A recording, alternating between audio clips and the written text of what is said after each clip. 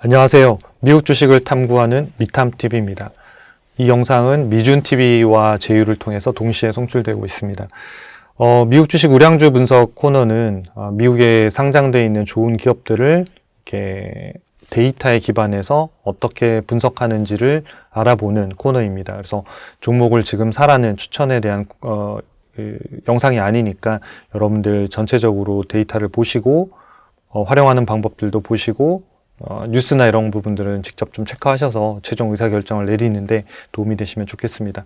오늘 다룰 기업은 쿠팡입니다. 사실은 미국 주식 우량주 분석에 제가 쿠팡이라는 기업을 소개하는 것은 처음인 것 같은데요.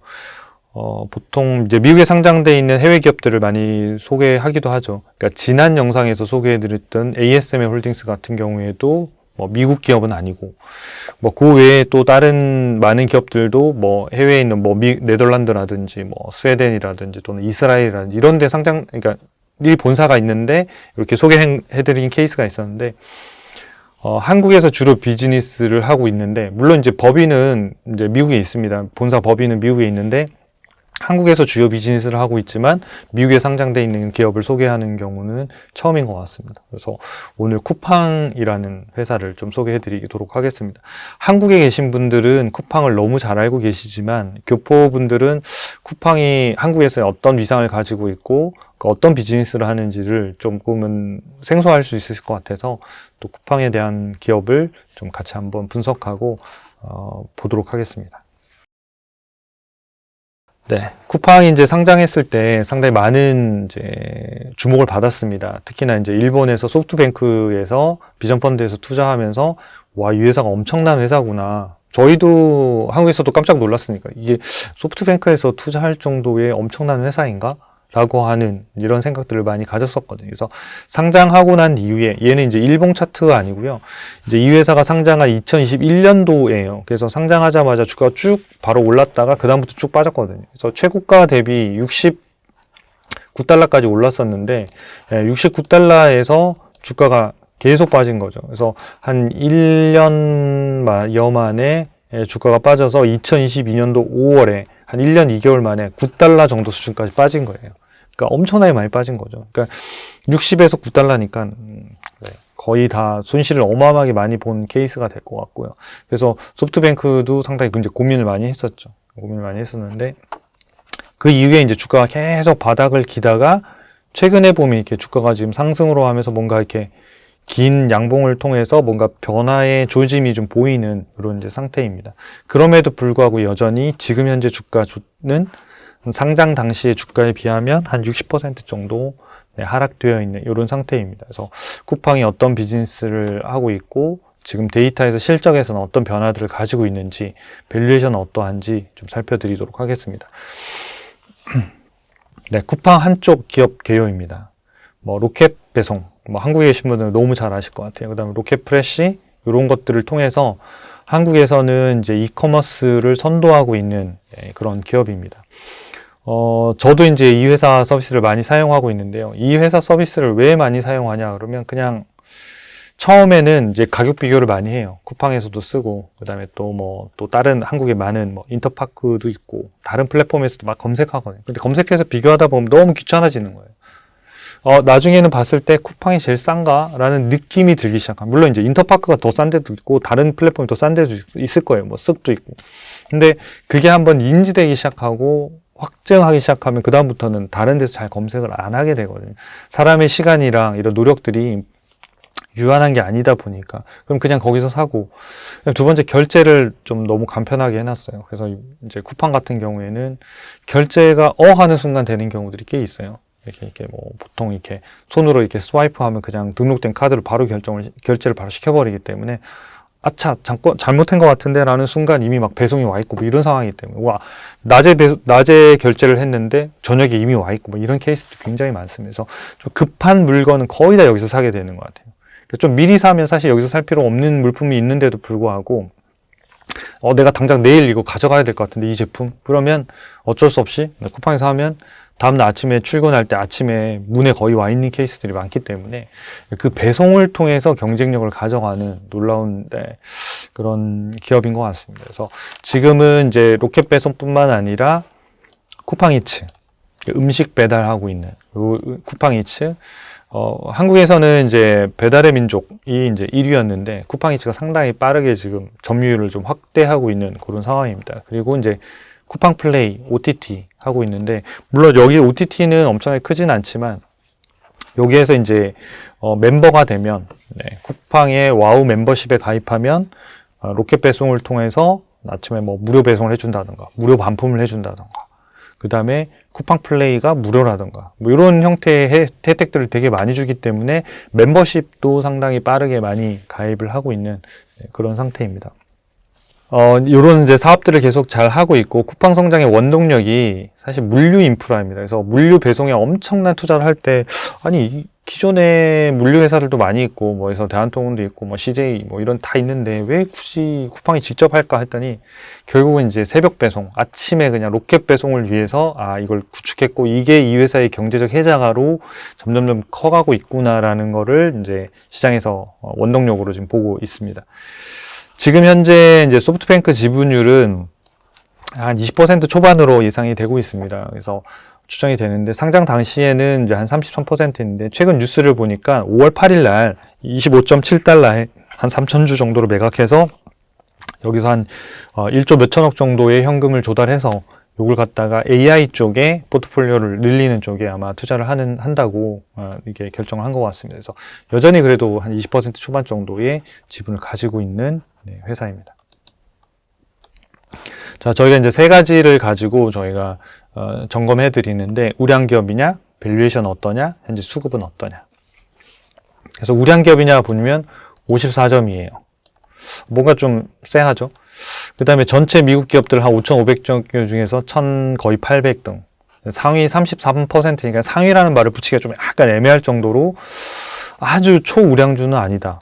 우량주에 들어가려고 하더라도 한 10%에서 15% 요 정도 안에 들어야 되거든요. 33%면 그냥 통과한 정도 아닌가? 그냥 검토 대상으로, 그러니까 투자를 검토할 대상으로. 근데 저희가 여기서 좀 보여드리고 싶었던 거는, 그러니까 뭐 때문에 그럼 점수가 낮고 움직였는지 이걸 좀 보여드리려고 하는데, 여기 보시면 이제 미래 성장성이 65점, 완전 초고속 성장주는 아닙니다. 초고속 성장주들은 한 75점 넘어가기 시작하거든요. 근데도 65점이면 그래도 성장주에 충분히 들어가는 구조고요. 재무 안정성 90점. 그러면 재무 안정성 상당히 갖춰버렸구나, 이미. 그 다음에 현금 창출력 80점. 캐시플로우도 잘 상출하고 있구나. 그럼 지금 보면 부족한 부분이 뭐냐면 수익성 부분이랑 사업 독점력 부분이에요. 그래서 요 부분이 지금 모자란 부분 때문에 점수가 낮게 돼 있기 때문에 요 부분들이 회복이 되면 점수가 올라가면서 상위가 올라갈 거예요. 그래서 얘는 지금 완전히 완성된 기업의 우량주라고 보기보다는 성장 기업이라는 컨셉에서 보는 게 맞을 것 같고요. 그래서 수익성도 역시 마찬가지, 마진율이 낮은 기업들은 저희가 낮을 수밖에 없어요. 그래서 마진율이 회복이 돼야지만 좀 갈 수 있기 때문에 저 부분들은 데이터를 통해서 좀 살펴보도록 하겠습니다. 종합점수도 보면 지금 큰 변화는 없긴 하지만 1년 전에 비하면 좀 떨어져 있는 부분이에요. 그래서 1년 부분이 떨어지면 어떤 부분이 됐냐? 여기 지금 뒤에 지금 회색이 약간 이제 깔려 있는데 이런 부분이 좀 날아간 거죠. 네. 그러니까 수익성, 마진율에 대한 부분들이 이제 좀 체킹이 돼야 되고, 이제 독점력에 대한 부분들이 좀 회복돼야 되는 부분이죠. 요것 때문에 지금 떨어졌고요. 그 외의 부분들은 비슷한, 네, 그런 형태로 나타나고 있습니다. 실적들을 조금 더 살펴볼게요. 네, 보면 이 회사가 이제 영업이익이 이렇게 좀 떨어지고 있었죠. 네, 영업이익이 떨어지고 있다가 3분기부터 지금 회복이 되면서 다시 지금 올라가는 이런 케이스가 되고 있어요. 그래서 이 회사도 2023년도, 그러니까 2024년도 이런 데는 주가들이 계속 이제 하락해서 많이 지금 바닥에 멈춰 있는 이런 구간들을 가지고 있었죠. 그래서 이게 성장이 멈춘 거 아니냐라는 부분들에 대한 우려들이 계속 있었던 거죠. 그러니까 매출액이 느는데도 불구하고 영업이익이 줄어든다는 얘기는 뭐냐면 여기 오른쪽에 보시면 영업이익률이 하락하는 거죠. 그러니까 2%대의 마진이었던 게 점점 하락해서 한 1%까지 초반까지 떨어지는. 그래서 수익성이 떨어지니까 아까 앞에 있는 요 화면에서 작년 대비해서 수익성이 떨어지고 점수가 떨어진 케이스가 되는 거죠. 그래서 이게 다 맞물려 있는 거고 이걸 데이터로 해석해서 AI가 진단해서 딱 점수를 찍어드리는 거거든요. 그래서 이 진단 점수의 항목만 보더라도 이 회사가 최근에 어떤 변화를 겪었겠구나라는 것들을 알 수 있는 거죠. 그러니까 투자를 잘 하시는 분이나 재무 분석을 잘 하시는 분들은 이 차트나 또는 데이터를 확인하시면 되지만 그걸 잘 모르시는 분들은 이 진단 점수를 가지고도 충분히 그걸 판단하시는데 도움이 되실 수 있습니다. 그래서 이 마진율이 떨어지다 보니까 수익성이 떨어졌고 그 수익성이 떨어진 부분들이 점수를 하락하게 되는 요인 중에 하나였습니다. 최근에는 보면 이제 영업이익률이 좀 회복되면서 한 1.7% 정도까지 지금 회복되어 있는 상태예요. 과거에 한 2% 갔으니까 지금은 수익성 개선들을 통해서 아마 이익이나 이런 것들이 상당히 빠르게 회복될 가능성이 좀 있는 상태입니다. 그래서 이 회사가 뭐 이제 비즈니스로만 보면 미국에 상장되어 있는 도어대시하고 비슷한 비즈니스 모델을 하고 있죠. 근데 미국 사이즈로 하고 있는 건 훨씬 더 큰 사업을 하고 있는 건 분명히 맞습니다. 도어대시 자체가.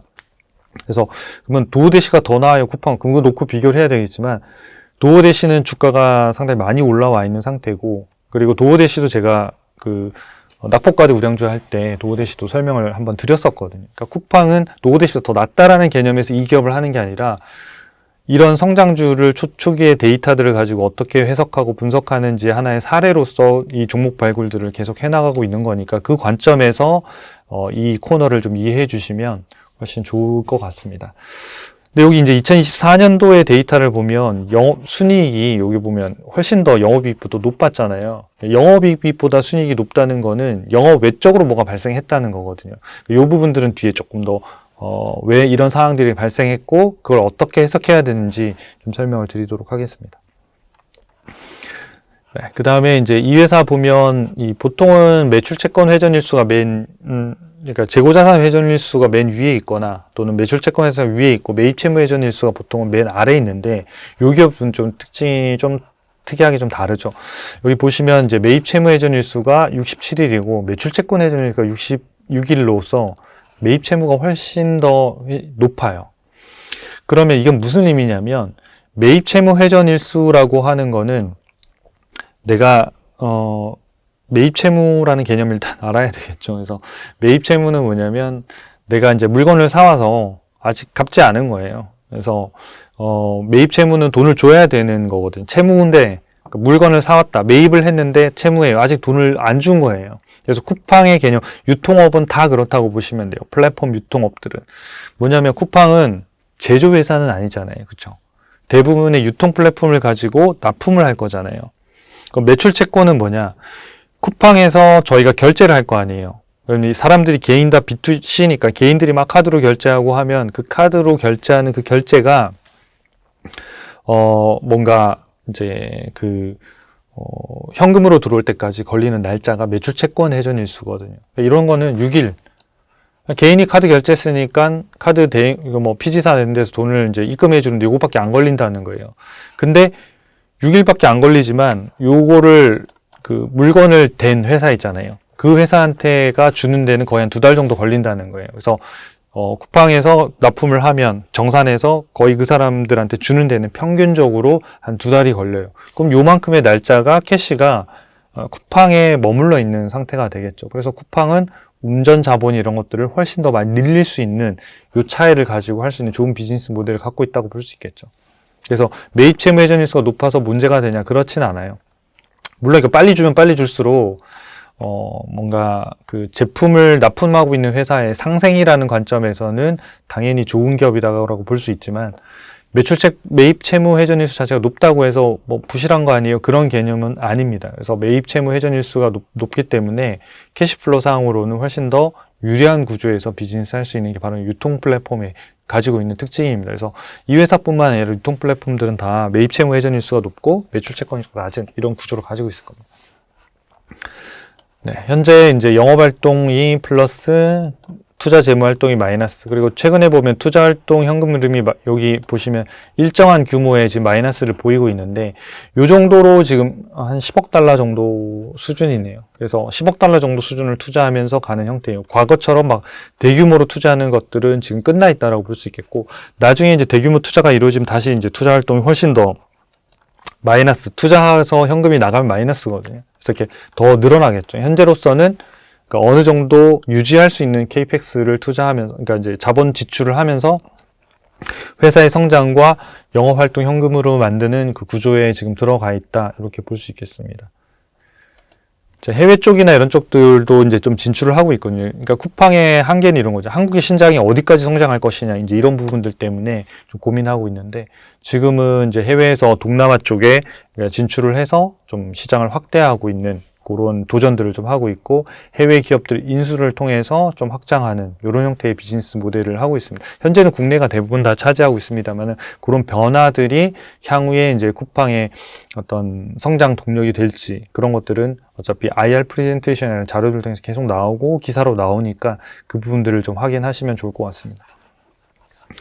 그러니까 이 회사가 이제 EPS가 이렇게 많이 떨어진 것은 2023년도에 이제 과도하게 이제 높았던 부분들 때문인데요. 그거는 뒤에 설명을 좀 드릴게요.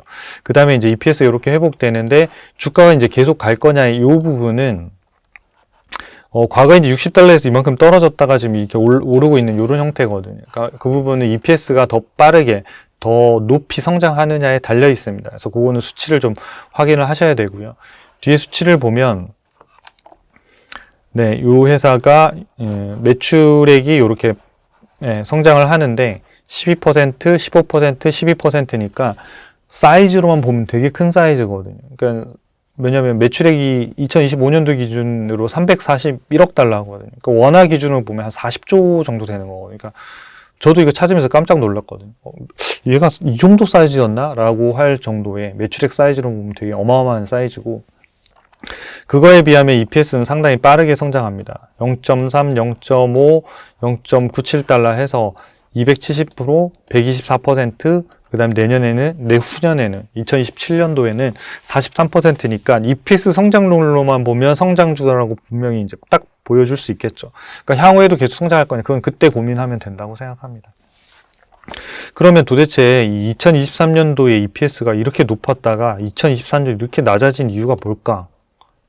를 좀 생각해 볼 필요가 있겠죠. 그게 이제 투자자로서의 데이터를 보는 감이라고 하는 거거든요. 왜냐하면 2024년도에도 매출액은 성장을 했어요. 매출액은 성장했는 보통은 EPS도 늘어나는 게 일반적이거든요. 근데 2024년도에 매출액이, EPS가 0.75에서 0.08이면 완전 급락한 거예요. 그럼 도대체 이 문제가 뭘까? 이런 문제가 또 발생할까? 이런 걸 봐야 되거든요. 그런 문제를 보기 위해서 2023년도에 이익은 왜 이렇게 많이 났을까? 라고 체크해 볼 필요가 있다는 거죠. 이 부분은 이제 제가, 재무제표를 좀 보고, 말씀을 좀 드릴게요. 요거는 한번 여러분들이 알아두시면, 네, 좋은 건데, 제가 다음에 미국 주식 초등학교 할 때, 이 일시적인 이익이나 이런 부분들 관련해서도 좀 한번 말씀을 드리도록 하겠습니다. 여기 재무 항목에 오시면 제가 연간 단위로 좀 눌러서 볼게요.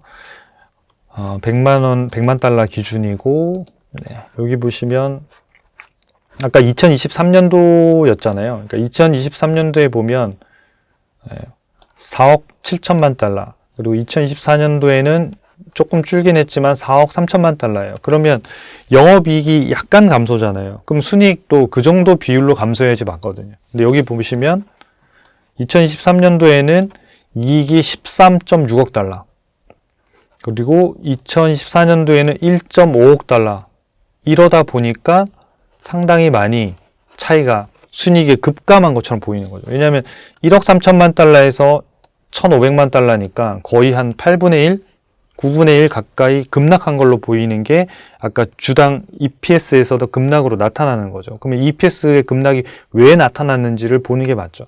그러니까 일반적으로는 영업이익이 4억 3천만 달러, 그 다음에 1억 5천만 달러, 요런 정도 수준이 맞고, 그 다음에 이제 여기서 이제 금융 비용들 나가고, 이런 것들 이제, 마이너스를 하는 거니까요. 이렇게 쭉 빼서 법인세 나가고 하면 이렇게 빠지는 건데, 여기서 보면 영업이익보다 순이익이 훨씬 큰 이유를 쭉 찾을 수가 있는데, 여기서 법인세가 보면 마이너스가 나와요.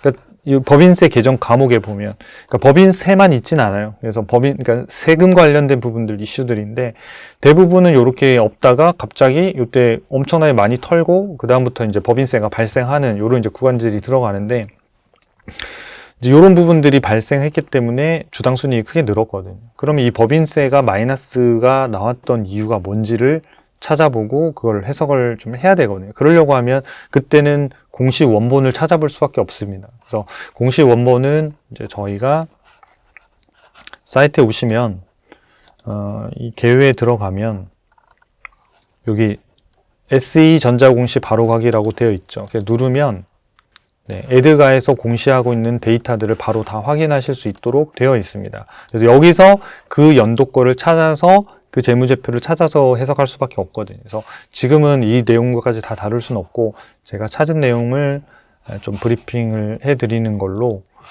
넘어가도록 하겠습니다. 일단은 그 찾아보니까 이연법인세 자산이라고 하는 부분이에요. 그래서 이게 벌써 어렵죠. 이 항목이 되게 단어 자체가 주는 어려움이 있거든요. 이연법인세 자산. 영어로는 이제 deferred tax asset이라고 하는데, 이게 deferred라고 하는 게 뭐냐면 이연됐다. 그러니까 이제 다음으로 미뤘다 이런 뜻이거든요. 근데 법인세를 다음으로 미뤄놨다 이런 뜻이 되거든요. 그래서 이게 항목이 뭐냐면, 쉽게 얘기하면 그동안 쿠팡이 너 그동안 사업하면서 적자를 엄청나게 많이 봤잖아. 그러면 다음에 이익 나면 세금을 깎아줄게 라고 하는 쿠폰을 정부가 기업에게 이렇게 허락해준 개정 과목이에요. 그거를 이연법인세 자산이라고 얘기해요. 이해되셨죠? 그래서 그동안 세금 누적 적자가 되게 많아요. 적자를 계속 냈으니까. 근데 갑자기 이익을 첫 해 냈다고 해서 너 이익 첫 해 냈으니까 세금 다 내. 그러면 기업 입장에서 너무 억울하잖아요. 그동안 세금을, 적자를 엄청나게 많이 났는데. 그래서 요걸 갖다가 이제 그 세금을 이제 좀 누적됐던 세금을 좀 덜 낼 수 있는 요 쿠폰을 발행해 주는 거죠. 그런 개념이 이제 이연법인세 자산이고, 이 쿠팡은 그 이연법인세 자산으로 처리해놨던 거를 이제 이익이 나면 요걸 이제 쓰기 시작하는 거죠. 써서 이제 법인세를 덜 내게끔, 법인세를 누적된 그 마이너스만큼은 안 내게끔 세금을 이제 요 쿠폰을 써서 돌려받는 거거든요. 국내 기업도 역시 마찬가지입니다. 그래서 누적된 적자들이 있으면 이익이 첫 해 났다 하더라도 그 누적 결손이 없어질 때까지 저희가 보통은 이제 세금을 이연시켜 주거든요. 그래서 이연법인세 자산이라는 게 그런 거고, 요 자산이라고 있는 이름이 붙어져 있으면 우리가 왜 유형 자산, 재고 자산 이렇게 돼 있잖아요. 자산은 수익화가 가능한 걸 자산이라고 이야기해요. 그래서 이연법인세 자산인다고 역시 맞아요. 내가 쿠폰을 갖고 있는데 나중에 세금을 내야 될 때 누적 마이너스 난 세금 요거를 깔 수 있는 쿠폰, 그래서 수익화할 수 있다라고 해서 자산을 붙여놓고 있는 거예요. 그래서 이연법인세 자산이란 거고, 그래서 세금 할인 쿠폰이 있었는데 밑에 보시면 평가 충당금이라고 해서 이 중에서 우리가 적자가 계속돼서 이 세금 할인 쿠폰을 다 쓸 수는 없을 것 같아요. 그래서 일부를 이렇게 평가 충당금으로 잡아놓기도 해요. 요거는 못 쓸 것 같은데, 그래서 평가 충당금으로 잡아놨는데 요게 나중에 이제 막상 이익이 났네요. 그러다 보면 요 평가 충당금을 없애는 거거든요. 요거는 필요 없구나. 그럼 이제 그 부분들을 다시 이제 플러스로 잡는 요런 과정에서 발생하는 회계상의 이익이 됩니다. 그래서 아까 그 재무제표에서 보시면 여기 재무제표에서 제가 한번 말씀드릴게요. 여기 보시면 아까 법인세라고 하는 게 있었잖아요. 여기 보시면 요 법인세라고 돼 있는 요 부분들이 연간으로 데이터 눌렀을 때 여기 돌려받았다고 표시되는 요 부분들이 마이너스로 돼 있는 게 실제로 회사 개정 과목에서는 순이익으로 플러스 효과를 준 거거든요. 그래서 이연 법인세 자산에 대한 평가 충당금 요쪽 부분들이 영향을 미쳤고, 그 부분들이 여기 회사의 이익이 실제로 캐시플로의 문제가 아니라 장부상으로 잡아놨던 이익들이 상당히 커지는 이런 효과를 가져왔기 때문에, 요거는 뭔가 세금 효과로 인한 이익이기 때문에 이 그 다음 연도 2024년도에 1억 5천만 달러가 이익이 8분의 1이 됐다라고 볼 수는 없는 거예요. 그걸 감안해서 EPS를 보고 하셔야지 이 회사의 정상적인 부분들이 될 거고요. 요렇게 그대로 회사가 발표한 부분들의 이익을 그대로 찍는 거를 우리가 갭 기준이라고 이야기해요. 일반 회계 기준이라고 해서 GAAP라고 갭 기준이라고 하고, 우리가 non-갭이라고 하는 데이터 값이 있어요. 그래서 이건 뭐냐면 이런 일시적인 회계 부분들을 뺀 이익을 조정해요. 그래서 아마 제가 지금 데이터를 보지는 않았는데 non-갭 기준의 순이익을 보면 아마 이 법인세 효과를 제외한 데이터를 가지고 아마 찍어놨을 겁니다. 그래서 그 non-갭은 그렇게 하는 거고, 일반적인 저희가 회계 기준에서 데이터는 회계 기준은 갭 기준으로 미국은 발표하고 있습니다. 네, 그래서 이 부분들은 그것 때문에 발생했다. 그래서 단순히 여기서 EPS가 급락한 게 아니다. 그래서 원래 0.75달러가 아닌 거죠. 아마 그런 기준들을 좀 조정하고 빼면 한 0.1달러 내지는 0.12달러 이 정도 수준이었을 거예요. 그러니까 급락이 크진 않았었고, 그 다음에 이렇게 성장하는 이런 케이스가 일반적으로 그려져야 될 게 맞습니다. 그래서 non-갭으로 그리면 아마 그런 형태로 아마 그려질 것 같습니다. 근데 개인적으로는 갭 기준으로 해서 통일해서 보는 게 향후에 EPS 성장률이랑 같이 보는 데는 도움이 됩니다. 근데 이렇게 일시적으로 변동됐다라고 하면 그 원인들을 찾고 그걸 조정했을 때 얼마를 참고하기 위해서는 non-갭을 보는 게 맞지만, 일반적인 분석할 때는 갭 기준으로 보시는 게 좀 더 연속성 면에서는 조금 더 좋다. 이렇게 말씀드릴 수 있겠습니다. 네, 좀 어려운 개념이었는데 한번 들어두시고 다음에 제가 미국주 초등학교 할 때 또 한번 설명드릴게요. 밸류에이션을 보면 쿠팡이 2024년도 한 이제 9월에서 한 11월 사이에 보면 이렇게 고평가 영역에 좀 들어갔고, 주가가 다시 떨어져서 요 노란색으로 빠져 있는 이때가 이제 저평가 영역이죠. 지금 다시 올라서 일반 여기가 적정 수준이고 여기가 고평가 수준인데, 그러니까 적정가와 고평가 사이에서 적당한 가격에 지금 거래가 되고 있는 거죠. 그러니까 가격상으로 보면 이때가 가장 저평가되어 있었던 이 시점이라고 알 수 있겠죠. 초이스탁 앱이 출시되어 있습니다. 여러분들 뭐 구글이나 애플에서 앱스토어에서 다운받아서 사용하시면 도움이 많이 되실 것 같습니다. 그 다음에 모멘텀 분석을 보면 이 회사도 보면 이제 주가가 뭐 고평가 저평가들 매도 매수라고 하는 우리 골든 크로스나 데드 크로스가 많이 발생했던 기업입니다. 그리고 최근에 이때 이제 매수 신호가 발생하면서 주가가 상당히 최근엔 빠르게 좀 단기 급등을 했습니다. 그러면서 이평선들도 많이 빠르게 지금 올라와 있는 상태입니다. 그래서 이 부분들 중기 신호랑 최근에 있는 신호 부분을 저희 사이트에서 빠르게 점검하고 마치도록 하겠습니다. 네, 쿠팡 개요를 이제 검색을 해서 여기 보면 이제 신호가 4월 25일 날 나왔네요. 매수 신호가 23달러에 나왔고 현재 22.4% 정도가 상승해 있는 상태입니다. 그리고 밸류에이션은 어제 이제 한 3% 올라서 여기까지 지금 올라와 있지만 여전히 뭐 고평가되어 있는 상태는 아닙니다. 그리고 매매 신호를 보면 여기서 매수 매도 바뀌다가 최근에 여기 매수 신호가 발생했죠. 여기서도 이제 한 번씩은 발생을 했었습니다. 그래서 발생해서 가다가 시장이 꺾여서 또 되면 지금 손절하거나 이런 이제 움직임들이 있다가 여기서 다시 한번 매수 신호를 잡아서 다행히 그 다음부터는 좀 오르고 있는 시장의 영향을 당연히 받고 있겠죠. 그런 움직임들을 가지고 있습니다. 그리고 주가 모멘텀을 우리가 체크하는 지수 이동 평균선 EMA 차트를 보면 저희가 이제 단기 아까 이제 저희가 화면에서는 이 단기의 흐름을 빨리 보는, 그래서 지금 현재 모멘텀이 빨리 살아났는지를 보는 이제 부분이고, 중기는 이제 21선, 61선이 돌파하느냐, 요걸 이제 주로 이제 보는 차트입니다. 그래서 요 21선이 61선을 돌파하느냐, 요 부분을 보는 건데, 여기에서 이제 과거에 2024년도 말에 매도 신호가 나왔다가 여기 지금 매수 매도 이렇게 짧게 나오지만 요 구간이 그냥 요 차트로만 보면 매수 때 이익이고 매도 때 매수해서 매도하면 이익 났지 않을까 싶은데, 일반적인 주가의 현재가로 보면 훨씬 더 빨리 올라가 있고 훨씬 더 많이 떨어져 있습니다. 그렇기 때문에 요 중기 매매 신호를 가지고 매매 타임을 잡을 경우에는 조금 더 늦게 잡습니다. 그러니까 늦게 잡고 늦게 매도하기 때문에 손실이 훨씬 커진 다음에 매도할 수 있는 단점이 있고, 장점은 뭐냐면 장기적으로 추세가 쭉 갈 때 내가 단기 흐름에 매도하지 않고 좀 장기로 볼 수 있는 이런 흐름을 제공합니다. 그래서 여러분들 단기랑 중기를 둘 다 좀 확인하시면 좋습니다. 그러니까 매매 신호를 뭔가 여러분들이 기술적 분석으로 잡으실 때는 단기를 보시는 게 좋고, 그 다음에 현재 가고 있는 흐름이 중기적으로도 되게 강력하게 가고 있는지를 판단할 때는 중기를 보시는 게 좋습니다. 그래서 중기는 요때 이제 발생한 거죠. 그러니까